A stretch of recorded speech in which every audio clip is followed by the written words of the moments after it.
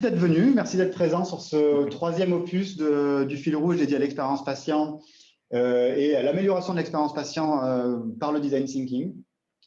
Donc, on est ravis d'avoir pu déjà commencer avec 2 étapes en webinaire et à Paris Santé Campus.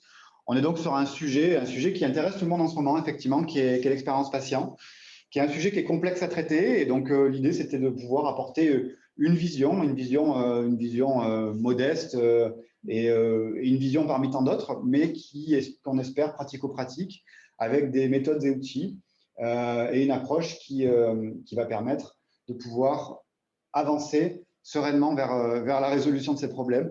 L'idée, c'est de pouvoir avoir aussi tous les acteurs autour d'une même table et aller donc à la rencontre des startups, des élèves directeurs, des directeurs d'établissement, des industriels, évidemment des patients, des représentants des usagers, tous les acteurs qui peuvent être concernés par le sujet et pouvoir apporter donc des retours d'expérience, des ateliers, des cas pratiques qui vont nous permettre d'avancer sur le sujet. Donc, vous l'aurez compris, effectivement, on a eu un fil rouge qui a déjà commencé au mois de septembre par 2 événements. Aujourd'hui, c'est le 3e.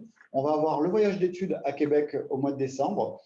Et enfin, le Hacking Health Camp que je vais te laisser présenter, Sébastien, qui est l'événement majeur de l'innovation en santé chaque année. Je te laisse en Et dire qui quelques clôturera ce parcours. Donc voilà, l'idée du Hacking Edge Camp, c'est un marathon d'innovation, hein, qu'on appelle aussi un hackathon. Donc c'est le mix entre le mot hacker et marathon. Et hacker, c'est pas les pirates, hein, c'est les gens qui veulent transformer avec les objets qu'ils ont. Hacker, ça veut dire transformer, détourner.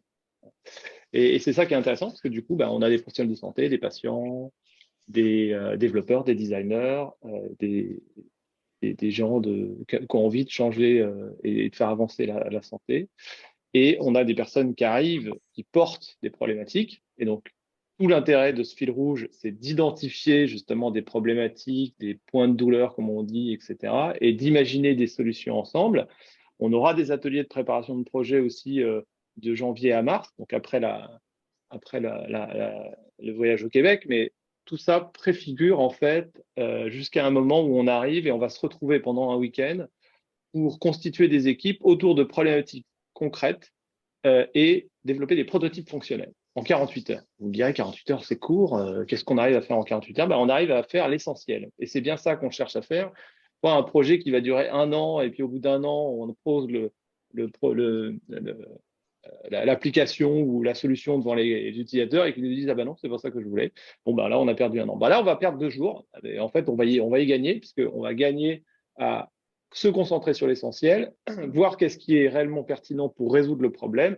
Et l'idée, c'est que très rapidement après, à travers toute la collaboration qu'on a amenée à travers ce fil rouge et tous ces ateliers qu'on a fait, on va sur le terrain et puis on expérimente avec son prototype et on voit si ça correspond aux besoins. Les 3 quarts du temps, ça ne marche pas. Et c'est ça qui est intéressant parce que c'est là qu'on apprend pourquoi ça ne marche pas et que les gens expriment des choses. Et du coup, ce qu'il avait dit pendant l'atelier, finalement, quand on est sur le terrain, ça se passe différemment. Et c'est tout l'intérêt de ce type d'événement. Donc, je vous invite tous à venir du 24 au 26 mars à Strasbourg, à la fac de médecine.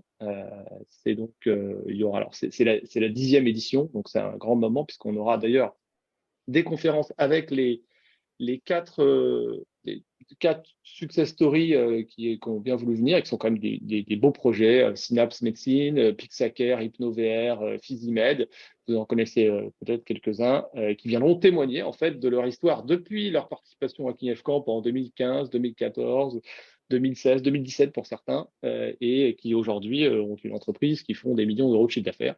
Et voilà. Et donc, demain, ça peut être vous. Donc, venez aussi participer, proposer un projet, contribuer à un projet. Vous verrez, il y a des projets qui vont apparaître au fur et à mesure sur un tableau des défis qu'on a sur le site. Je vous mettrai le lien vers l'événement à cet endroit-là. Et voilà. Et on accompagne Cura Santé parce que l'entreprise que je dirige s'appelle Health Factory. Accompagne les grandes entreprises qui sont les laboratoires, les établissements de soins, les assureurs et le gouvernement, notamment à travers la CNAM, etc., à travers des ateliers de facilitation, des ateliers de design thinking pour accompagner l'innovation en santé. Et voilà, on a des projets qui vont… le Hacking Health France fait partie de tout un processus qui s'inscrit dans le fil rouge que vous avez aujourd'hui, mais qui peut être personnalisé et spécifié et spécifique à des problématiques liées à certains de nos clients. Voilà. Je ne vais pas plus loin. Voilà. Je vous laisse la parole. Merci beaucoup. Donc, effectivement, ce qui serait vraiment intéressant, c'est de pouvoir effectivement avoir des élèves directeurs sur cet événement. Je ne sais pas si aujourd'hui, chaque année, vous en avez beaucoup. L'idée, c'est de pouvoir effectivement inclure les nouvelles générations de direction d'établissement dans des événements comme ça.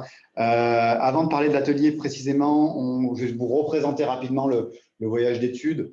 On en a déjà beaucoup parlé. Donc, c'est un voyage d'études à Québec qui va traiter de l'expérience patient.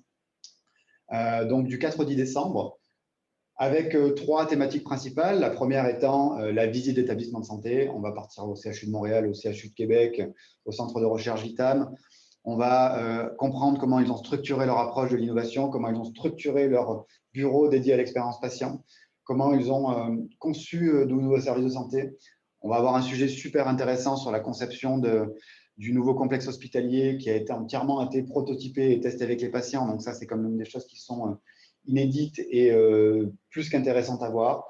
Se former au design thinking, travailler sur des plans d'amélioration de l'expérience patient personnalisés pour les voyageurs et aussi, et bien évidemment, participer au forum de l'industrie de santé de Québec qui permet de rencontrer tous les acteurs de l'innovation du territoire canadien et nord-américain. Donc ça, c'est pour le voyage d'études. On aura d'ailleurs des participants qui vont faire les ateliers, le voyage d'études, le Hacking Health Camp. Là, on est vraiment sur la chaîne de valeur la plus complète et c'est assez génial.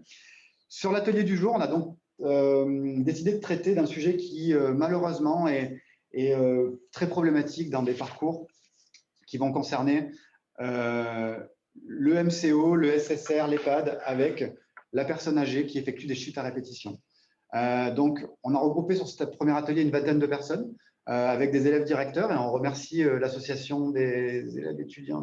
Comment je te laisse présenter l'association. C'est l'association, donc un événement organisé par l'association des élèves directeurs d'établissements sanitaires sociaux et médico-sociaux, donc promotion Simone de Beauvoir 2021-2022. C'est important de le préciser. Et donc, en fait, voilà, on est en formation à l'EHESP.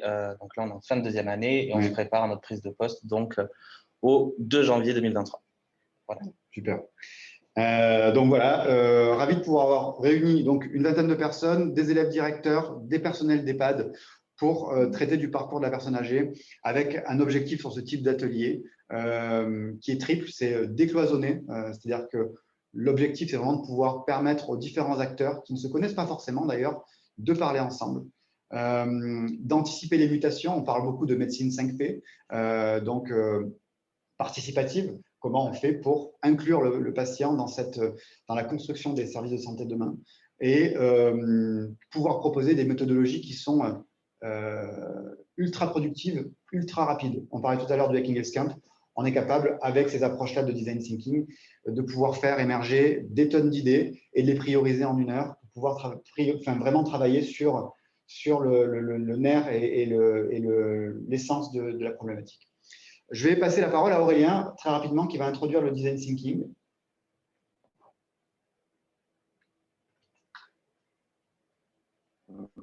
Bonjour à toutes et à tous. Du coup, je ne vais pas forcément m'attarder trop longtemps sur le design thinking parce qu'on a fait effectivement un webinaire il y a quelques jours, enfin quelques semaines maintenant, qui détaille un petit peu plus ces méthodologies-là et cet état d'esprit. Ce qui est important, effectivement, c'est de situer l'atelier qu'on a réalisé hier, sur lequel on va revenir un petit peu plus précisément avec la restitution, pour montrer quelle est l'intervention entre les deux éléments, qui est la partie découverte et la partie design, donc du double diamant, qui est un peu la représentation du design thinking. Donc, pour ceux qui ne connaissent pas forcément, le design thinking, c'est vraiment, on part d'une problématique, et de cette problématique-là, on va essayer d'ouvrir un petit peu l'ensemble des possibilités. On va récolter énormément de données pour pouvoir trouver des hypothèses de solutions et ensuite prototyper cette solution-là. Et donc, du coup, en général, c'est là où on matérialise nos idées pour pouvoir les tester auprès des utilisateurs. Et donc, dans cette philosophie-là, on a vraiment voulu mettre en place un atelier qui est de cartographier le parcours des patients, notamment des seniors. Et donc, du coup, on a voulu utiliser un outil qui est le patient journée mapping. Et donc, dans cet outil-là, on a plusieurs étapes. Donc, on a défini l'ensemble de ces étapes-là, défini les différentes actions, les points de frustration. Mais ce qui est aussi intéressant, c'est qu'on a aussi identifié des opportunités sur lesquelles on pourrait venir réfléchir justement pour pouvoir soit améliorer ce parcours-là, soit supprimer certains irritants du parcours. Et donc, du coup, peut-être que ça serait intéressant justement d'avoir la restitution de ces ateliers-là. Et du coup, je laisse la parole à la salle. On va commencer donc par Marine Dunier qui va nous présenter. Alors, je te laisse te présenter aussi rapidement, Marine, et nous présenter un petit peu la restitution de cet atelier avant de passer la parole aux élèves. Ça marche. Bonjour à tous et à toutes. Donc, moi, je suis Marine Dunier d'Acobao. Alors, je suis facilitatrice d'innovation collaborative. Donc là, dans cet atelier, j'étais là pour aider à faire émerger un petit peu les idées et à utiliser cet outil issu du design thinking. Donc, je vais vous raconter un petit peu l'histoire du cas de patient qu'on a étudié et qu'on a découpé en étapes. Donc, c'est l'histoire de Mireille, 82 ans, qui vit à domicile chez elle à Caen et elle fait le ménage et elle glisse et elle se retrouve donc par terre. Elle chute, elle se casse le col du fémur. Son fils s'inquiète de ne pas avoir de nouvelles, appelle la voisine qui vient 2 heures après et la retrouve au sol par terre, impossible de se relever. Elle appelle le SAMU arrive, l'amène aux urgences. Aux urgences, elle va attendre un certain nombre d'heures avant d'être montée dans le service d'orthopédie, où elle va se faire opérer. Ensuite, elle bascule dans le service SSR de rééducation. Et après concertation, on l'amène en EHPAD, dans un hébergement donc temporaire. Sauf que lors de son séjour à l'EHPAD, elle va rechuter à nouveau, refaire un aller-retour à l'hôpital pour des soins. Et là, il est décidé donc de la mettre à l'EHPAD pour une durée permanente. Donc ça, c'était l'histoire de base de Mireille, qu'on a, avec donc les étudiants, découpés par étapes. Et ensuite, on a essayé donc à chaque étape d'identifier les points de douleur, ou ce qu'on appelle les pain points, ou les irritants, de Mireille, ou pas forcément, des personnes qui interagissent autour de Mireille. Et d'identifier à chaque fois donc, des pistes d'amélioration possibles. Donc, sans rentrer dans les détails, parce qu'après, vous allez revenir dessus, mais globalement, ce qui est ressorti, il y a vraiment 3 grandes thématiques qui sont ressorties au niveau des points de douleur par rapport à la prévention, la coordination et la communication et l'implication du patient. Donc, par exemple, par rapport aux points de douleur sur l'isolement, le fait que l'environnement à domicile ne soit pas complètement adapté. Donc, on aurait pu faire de la prévention avec le centre territorial de ressources pour faire un bilan de fragilité, anticiper, prendre des décisions et la conseiller sur, par exemple, un bracelet anti-chute et garder un lien social avec des activités de collectives. Au niveau des urgences, donc, pour éviter un temps d'attente, on va peut-être travailler sur des filières d'admission gériatrique et des solutions également de coordination de l'information pour que les personnels qui vont la recevoir connaissent ses antécédents médicaux. Et enfin, au niveau de l'EHPAD, essayer de réfléchir autour d'espaces de bien-être ou des activités personnalisées et de la coordination aussi des informations qu'elle a pu échanger avec des psychologues pour voir vraiment ses besoins, ses envies. Voilà un petit peu ce qui est ressorti donc, de cet atelier. Et l'idée, donc à terme, si on avait plus de temps et ce qu'on pourrait faire après coup, c'est de regarder donc, parmi toutes les solutions qui sont ressorties, de prioriser celles qui ont un impact le plus élevé, donc de voter et de choisir une solution qu'on va après pouvoir prototyper et tester et ensuite faire des itérations successives pour l'améliorer et pour qu'elle réponde réellement au point de douleur principal. Merci beaucoup Marine, c'est très clair. Donc effectivement un format court qui permet déjà de faire émerger des tonnes d'idées. On va maintenant se tourner vers les étudiants pour avoir leur point de vue, leurs sensations. On va commencer par vous présenter. Je vais vous laisser la parole, Guillaume. Je vais te laisser présenter finalement ton équipe, non, votre promo. Tu l'as déjà fait un petit peu, te présenter personnellement. Puis on passera la parole à Paola. Okay. Et puis, moi, ce que j'aimerais aussi, c'est surtout avoir votre vision sur qu'est-ce que l'expérience patient aujourd'hui dans votre pratique, qu'est-ce que ça représente, comment vous traitez ce sujet. Ça sera la première question. Je te passe la parole d'abord. Ça marche. Merci beaucoup déjà d'organiser ce temps et puis voilà, je vous remercie également pour l'atelier de hier et la mobilisation de mes collègues de promotion aussi qui ont été enchantés par l'exercice. Donc, comme je l'ai dit, donc moi je m'appelle Guillaume Le Chauventon, donc je suis élève directeur des 3S d'établissement sanitaire social médico-social, avec un champ d'exercice dans notre promotion qui peut aller du secteur personnes âgées au handicap, en passant par la protection de l'enfance ou le champ sanitaire. Notre promotion, elle est composée de donc 53 élèves qui ont vocation, donc, comme je le disais tout à l'heure, à prendre leur poste au 1er janvier. Donc là, nous avons enfin eu nos affectations, donc on est plus qu'enthousiastes à l'idée de rejoindre nos établissements et de pouvoir notamment décliner des dispositifs innovants, je l'espère. Sur la première question, l'expérience patient, l'expérience patient. Sujet traité, sujet connu, sujet clarifié pour vous. Sujet connu, peut-être un peu, je pense. Il y a un écho. Ouais. C'est bon, je pense. Bon oui, c'est bon. C'est quelque chose qui est en train de se développer. Enfin, nous, justement, dans le cadre de notre formation à l'EHESP, on a eu des micro-sensibilisations sur la démarche.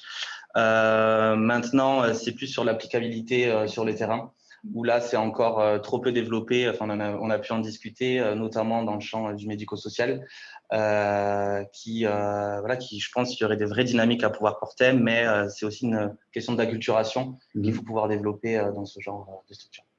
Si on parle des outils, des méthodes, du mindset à adopter aujourd'hui, est-ce que design thinking, c'est vraiment des choses que vous avez déjà commencé à connaître, à mettre en place dans vos structures? Est-ce que design thinking ou autre méthodologie collaborative, comment vous pouvez utiliser ces techniques-là aujourd'hui? Alors, c'est vrai que je pense qu'il y a une volonté un peu de dynamiser les temps de réunion, les temps de groupe de travail, puisque ça peut être…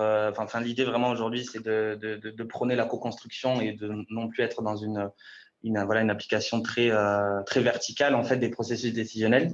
Il y a des choses qui peuvent se mettre en place, alors peut-être pas du design thinking comme on a pu le voir hier avec des post-it, etc., ou la construction de parcours, mais je sais que de plus en plus, il y a le format sous forme de séminaire qui se développe pas mal, donc avec les équipes sur des lieux neutres, justement pour les sortir de leur exercice l'exercice quotidien et aussi à la fois renforcer un peu la dynamique aussi d'équipe, donc allier team building et expérience patient, des choses comme ça sur des sujets à porter. Mais je pense qu'il y a encore beaucoup à faire. Après, Paola, elle évoquera sur certains freins, mais on est aussi soumis à certaines particularités dans le secteur qui font que parfois la déclinaison opérationnelle est un peu plus délicate que ce qu'on voudrait. Des particularités dans votre domaine aujourd'hui, si on prend le champ de la personne âgée, quels sont les vrais irritants que vous allez retrouver, les sujets que vous voulez traiter en priorité?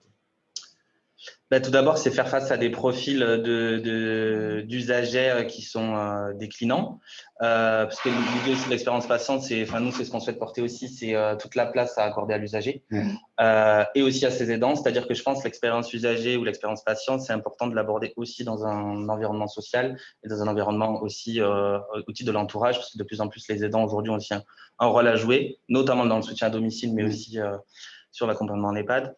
Les particularités liées au domaine ensuite sur ce genre d'expérience, c'est aussi tout ce qui va toucher la politique d'attractivité des établissements, à la fois au niveau donc des ressources humaines et le portage aussi par exemple, de nouveaux projets restructurants, que ce soit au niveau de l'architecture.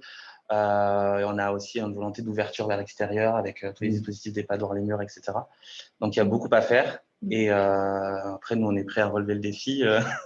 C'est ce qu'on a vu hier. Clairement, la dynamique est bonne et on n'a pas de souci là-dessus. C'est ça. Merci beaucoup, Guillaume. On va passer la parole à Paola. Oui. Alors, on va faire un petit switch. Oui. on accueille Diane. Bonjour. Bonjour Diane. Alors Paola, je vais te laisser te présenter d'abord. Oui, alors Paola Bosco, je fais partie de la même promotion des D3S. Et donc, je vais prendre mon poste comme mes collègues de promotion au 2 janvier dans un hôpital, un centre hospitalier, on va dire ancien hôpital local, avec une forte filière gériatrique.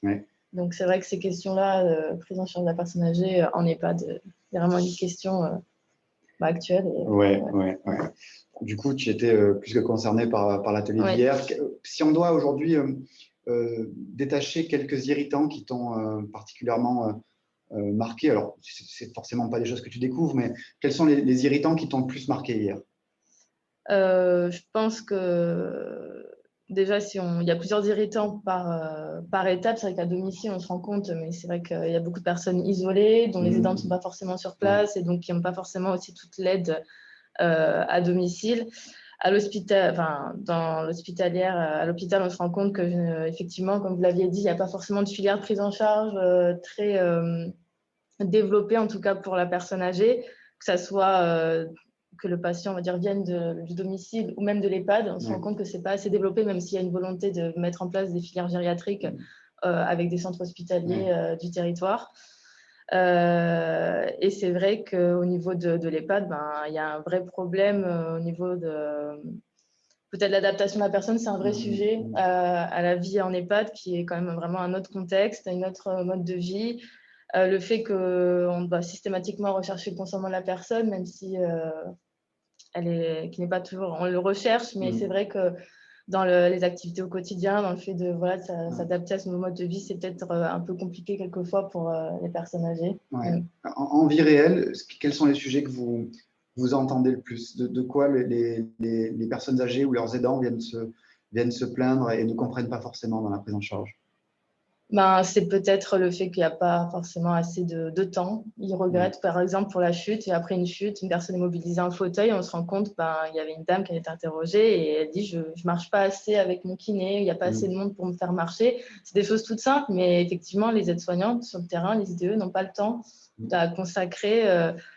Ils font leurs tâches, mais c'est du plus et il faudrait peut-être avoir plus de bénévoles. C'est vrai que les familles aussi regrettent le fait que leurs parents restent toute la journée, toute la semaine dans leur chambre et qu'ils attendent le week-end pour sortir faire un tour dans le parc. Donc, c'est vraiment pour le coup des choses où le fait qu'il n'y ait pas assez d'animation peut-être pour tous, dans le sens peut-être adapté à tous, aux envies, aux besoins. On a beaucoup parlé de coordination hier. Aujourd'hui, c'est pareil, c'est un sujet qui ressort dans vos pratiques, ce besoin de mieux communiquer entre les structures aussi. Oui, mieux communiquer avec la ville, parce que c'est vrai qu'en EHPAD, on a des médecins libéraux qui interviennent auprès directement des résidents et ils sont pas forcément, ça dépend, il y a un niveau d'implication un peu différent selon les médecins et c'est vrai que c'est le rôle du médecin coordonnateur de le faire. Et c'est vrai qu'avec la ville, il y a souvent l'hôpital, il y a des allers-retours, mais les résidents partent souvent en ambulance, il y a des comptes rendus qui sont envoyés aux médecins traitants. C'est vrai qu'il y a je pense, une meilleure coordination à faire pour mieux lisser le parcours de la ville. Et du coup, les pistes de travail que vous avez aujourd'hui, hier plutôt retenues et celles qui vous semblent les plus pertinentes?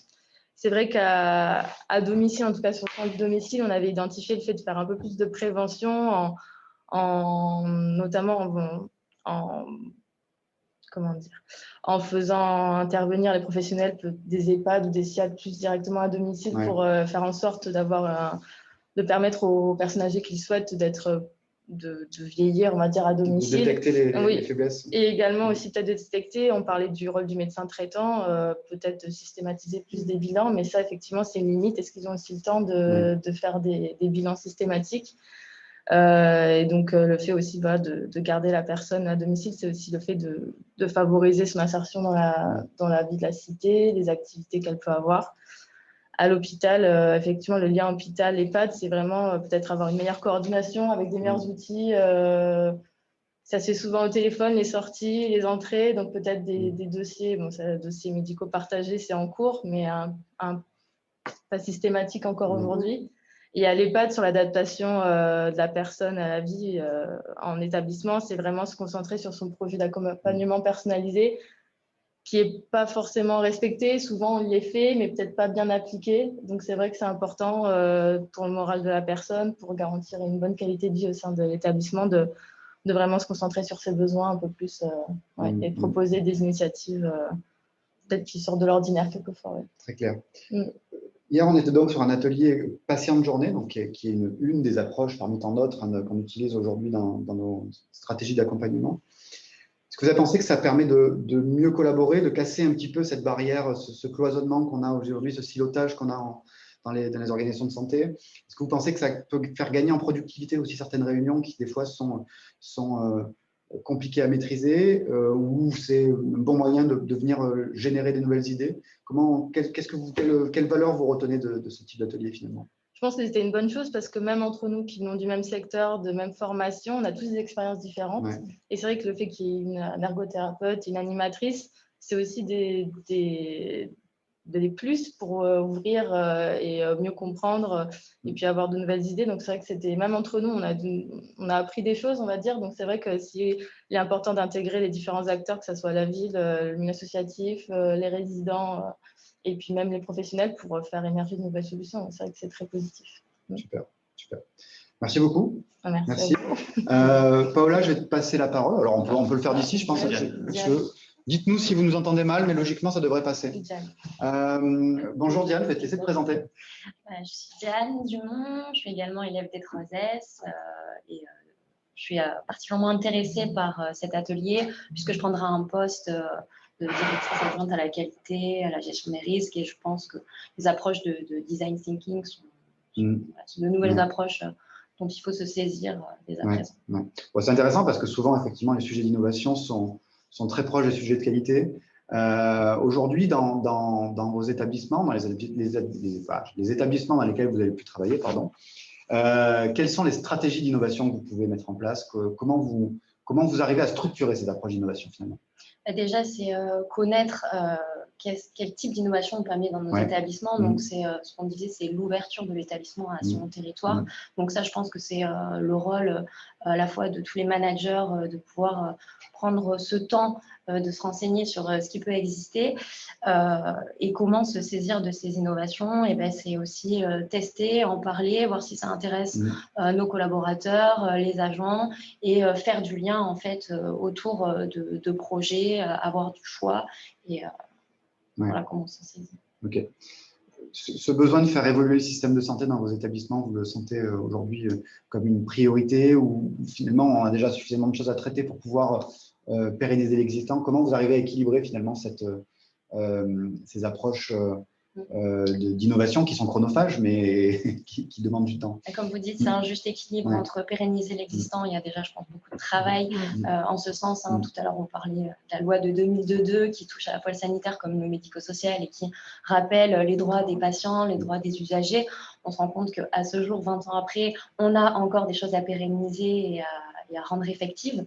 Donc, il faut un juste milieu entre l'innovation, mais elle peut aussi venir permettre de pérenniser ce qu'on fait, mais également d'amener de nouvelles pratiques. Je crois qu'on a le sujet de la personne âgée, du vieillissement, du bien vieillir, se prête vraiment à ces innovations, puisque aujourd'hui, avec l'émergence démographique des personnes âgées, la volonté que le maintien à domicile continue, parce que je pense que c'est ce que souhaitent les personnes âgées, c'est rester chez elles le plus longtemps possible. Il faut aussi après faire le lien avec l'institutionnalisation, parce qu'on ne peut pas non plus laisser tomber les personnes qui sont les moins autonomes et qui se retrouvent en institution, et comment on les prend en charge et comment on fait ce lien pour pas que ça soit violent, parce qu'on prend l'exemple du parcours de la chute, ça peut être très violent en un mois de se retrouver à l'hôpital puis en EHPAD, et la question derrière c'est le consentement de la personne et l'adhésion. Il y a aussi pas mal de sujets qui peuvent être traités par ces processus d'innovation.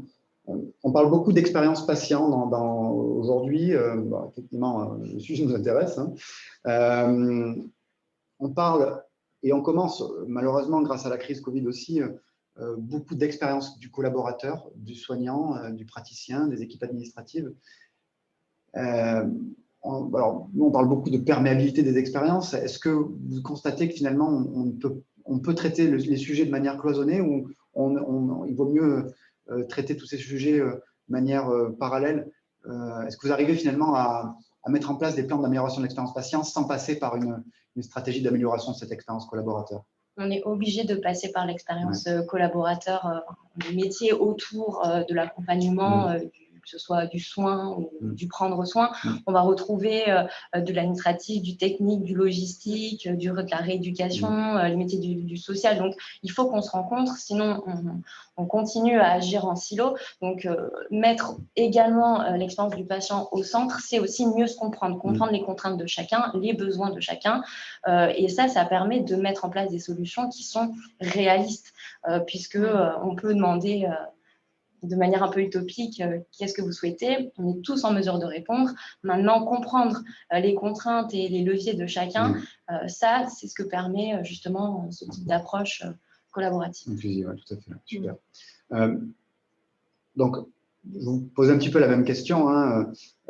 Si on doit détacher des sujets aujourd'hui, des priorités, quels sont les sujets que vous avez vraiment envie de traiter en urgence, que ce soit sur la prévention, sur les systèmes d'information? Je crois que c'est vous qui avez parlé hier d'interopérabilité. Bon, c'est un sujet effectivement qui revient souvent, de coordination, d'information vers le patient, de consentement, d'empowerment. Enfin, quels sont les sujets aujourd'hui que vous avez vraiment envie d'aborder en priorité? Il y en a beaucoup. Je pense que le sujet majeur, c'est l'attractivité de nos métiers, la reconnaissance des personnes qui travaillent auprès de publics vulnérables, hein, que ce soit la vulnérabilité par la santé ou simplement vieillir n'est pas une maladie, c'est un phénomène normal. Donc, je crois que reconnaître l'importance de l'humain dans le cadre de ces métiers, c'est la priorité. Aujourd'hui, je pense que la disponibilité de nos ressources humaines, rien que pour faire une réunion, se rencontrer, elle est complexe, puisque chacun est à son poste et fait de son mieux pour accompagner le résident et son entourage. Donc, je pense que l'enjeu majeur, c'est l'attractivité de nos métiers et ce type de méthode aussi, montrer que nous, dans les établissements, on fait de notre mieux pour justement chercher des solutions. Ça peut montrer qu'il n'y a pas d'isolement à avoir pour les professionnels, qu'on est tous une chaîne et qu'on la voix de chacun compte, effectivement. La voix de chacun compte. OK. Merci beaucoup. Clairement, on a été, nous, super contents de voir cet enthousiasme hier et c'est vraiment un vrai plaisir de voir que les établissements sont dans de bonnes mains. Merci pour cet accueil. Je vais passer la parole à Julien pour nous présenter un des prochains événements aussi qui va se passer le HESP et puis conclure cet épisode. Merci à toutes et à tous. C'était des prises de parole très intéressantes. On retrouvera un replay notamment pour les personnes qui n'ont pas pu assister en direct. Juste pour donner quelques dates, en effet, ce serait la date du 7 octobre qui se passerait en format hybride à l'EHESP à Rennes, ici présent, et puis aussi de manière sur un lien YouTube ou Zoom qui serait disponible via Internet. Donc, ce serait une conférence hybride sur l'intelligence artificielle et la santé.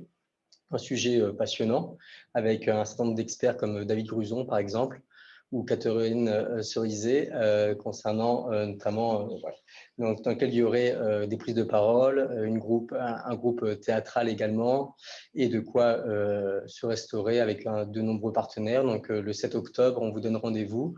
L'ensemble des informations sont disponibles sur Internet, LinkedIn et sur l'ensemble des réseaux. Et je crois qu'il y a aussi une date importante à retenir, c'est celle aussi du Québec et du voyage d'études. On va se retrouver au Québec, effectivement. Je crois que les étudiants, d'ailleurs, ils vont… Avant. Vous allez bientôt, dans 2 semaines. Donc, tout le monde au Québec. On y sera ensemble. Effectivement. Et on a hâte de ça. Avec quelques places, d'ailleurs, je crois qu'il reste 2-3 places disponibles. N'hésitez pas à nous contacter si vous avez envie de venir avec nous. Et les dates, donc en décembre, c'est c'est du 4 au 10, effectivement. C'est une bonne info. Est-ce qu'on a des questions, Sébastien? Non, pas de questions. On a une remarque de Peggy qui dit quand le prochain webinaire sur comment faire pour améliorer l'attractivité des métiers, notamment de santé. Sujet avec lequel donc, je répondais à Peggy, sujet sur lequel on travaille avec l'ANAP, qui sera partenaire de du Hacking Edge Camp. L'ANAP, c'est l'Agence nationale d'appui à la performance et qui s'occupe justement d'aider les établissements dans leur fonctionnement, dans leur organisation, dans l'amélioration des pratiques. Et cette année, justement, on va faire émerger à travers des ateliers design thinking, notamment en début d'année, sur ces sujets-là, parce que le gros sujet aujourd'hui des établissements, c'est l'attractivité, le recrutement. Voilà. On va effectivement travailler expérience patient, expérience collaborateur, c'est notre dada du moment, effectivement. Alors, petite question qui vient d'apparaître. Ouais. Merci à ceux qui participent. Petite question de designer. Pour vous, en tant qu'étudiant en médecine, quelle est la place du design dans votre formation? Est-elle majoritaire, égale ou minoritaire par rapport à votre formation de médecine? Je voudrais laisser la parole aux étudiants. Oui, on n'a pas d'étudiants en médecine par contre. On va le préciser, c'est vrai que nous, on est élèves directeurs, donc on est administratif, donc on n'a pas d'études médicales, tout dépend parce qu'on a aussi des anciens infirmiers, cadres de soins ou pharmaciens qui sont aujourd'hui devenus directeurs et je pense qu'il faut encourager ce type de parcours professionnel parce que c'est très riche. Mais nous, en tout cas, voilà, pour répondre à la question, la place de l'expérience patient et du design thinking. Le design thinking, on va dire que le terme, on le voit peu encore aujourd'hui dans nos formations. Il commence à émerger. C'est ce qu'on va faire prochainement. Mais l'expérience patient, ça reste quand même quelque chose, une norme réglementaire aussi, s'intéresser à l'usager et le mettre au centre des pratiques médicales. C'est super. Ouais. C'est super de voir que les choses bougent dans le bon sens.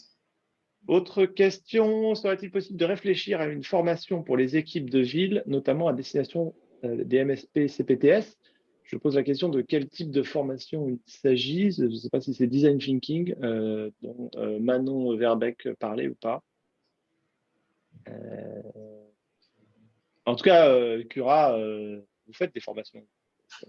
Oui, on ne s'active pas beaucoup pour les vendre, effectivement, parce qu'on n'a pas forcément le temps. Mais c'est un vrai sujet. C'est un vrai sujet. On va être disponible pour aussi bien pour les établissements que pour les acteurs de ville.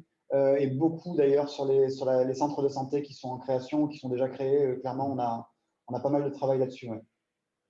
Eh bien, voilà, Manon, vous avez la réponse. Contactez Laurent pour des formations sur le design thinking dédiées à la santé.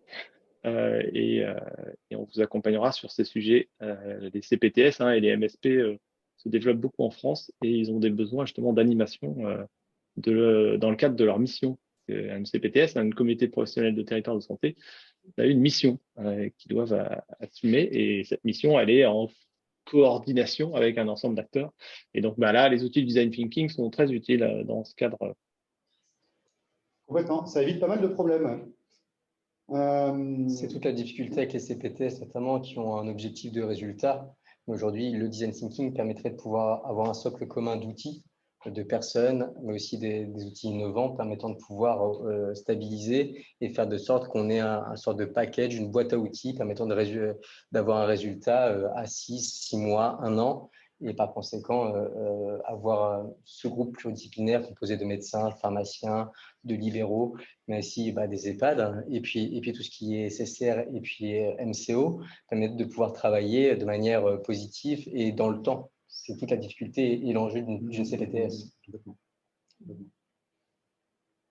Merci. Je crois que, je ne sais pas si tu me dis si ce n'est pas le cas, mais je crois qu'on a fait… Écoute, on a fait le tour. Voilà. Un autre commentaire, un module de formation design est en cours dans le programme Pacte avec le HESP. Voilà, donc les étudiants se positionnent aussi sur ces méthodes et ça, c'est très bien de voir des directeurs d'établissement qui sont aussi initiés à ce type de méthode. C'est très nouveau, c'est vrai, dans le monde des établissements de soins. Nous, quand on arrivait au départ avec nos petits souliers, avec notre petit t-shirt et notre casquette, bonjour, on voudrait faire des ateliers de design thinking dans les hôpitaux, ils disaient des quoi?